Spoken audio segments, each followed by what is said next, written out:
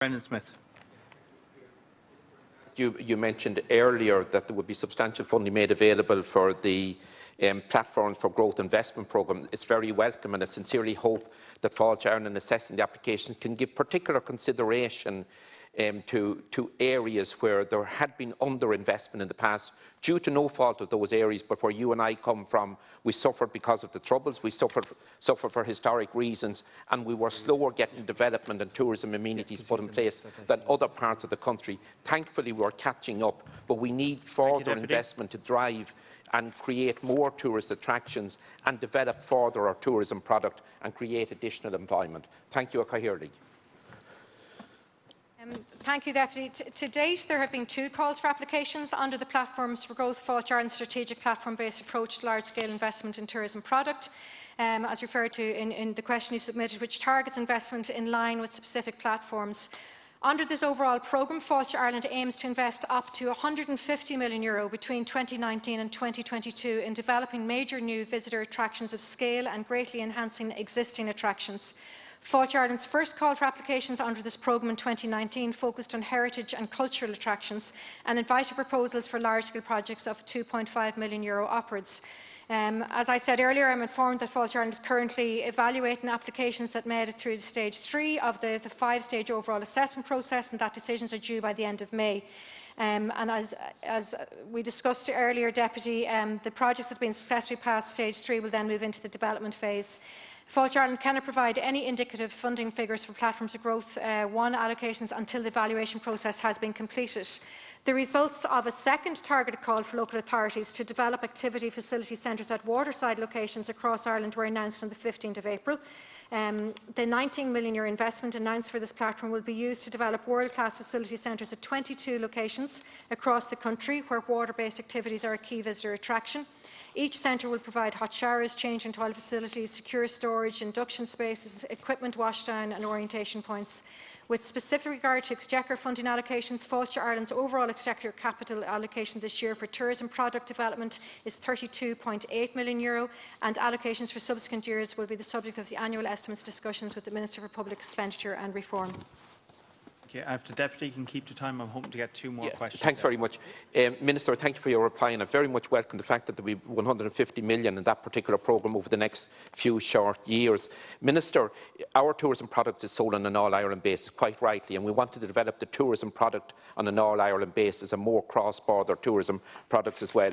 I had the privilege as a Member of Government in January 2009 to launch with the then Northern Ireland Enterprise Minister Arlene Foster the first transnational geopark in the world, the Marble Arch Caves Geopark in Cavan-Fermanagh. We need more projects that have international renown, that have national renown, and that can attract visitors from many countries overseas. And as a public representative in a neighbouring constituency, I wish Arlene Foster well for the future, with the opportunity to work together on different projects over the years. So, Minister, I would appeal to you again in formulating policy to ensure that the all-Ireland, that the cross-border dimension is factored into all investment considerations and investment programmes. Thank you, Cahirsig. Well, rest assured, having grown up on the border, Deputy, that informs a lot of my thinking, and that all-Ireland approach, and of course Tourism Ireland helps with that too. Look, in relation to other capital investment priorities and other capital funding schemes that are underway, funding provided under the National Development Plan is 2018 to 2027 is targeted at helping support and growing tourism in rural communities in line with the further redevelopment and promotion of regional tourism experience brands, which, you know, developing the regions, developing rural Ireland, it is our natural asset as a tourist destination. And priority areas for tourism capital investment as identified under the NTP include the development and enhancement of the tourism attractions and the activity-based tourism to provide the type and quality of experience that visitors are seeking. And we know that there is that pent-up demand, that when it is safe to do so, we are ready to welcome visitors to our shores again.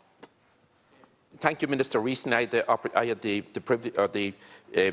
good opportunity to attend the launch of the Tourism Master Plan for Shannon, and it again is promoting the hidden heartlands. The whole river master plan for the Shannon region, it demonstrates very clearly the opportunities and potential to grow tourism in so many counties. And I want to compliment Waterways Ireland and all the local authorities through which the River Shannon flows for their cooperative nature in developing this strategy. We want to see it implemented now, so we need investment. And the plan gives a strategic direction and identifies necessary tourism investment. And written all over that strategy was the need to protect and enhance the environment.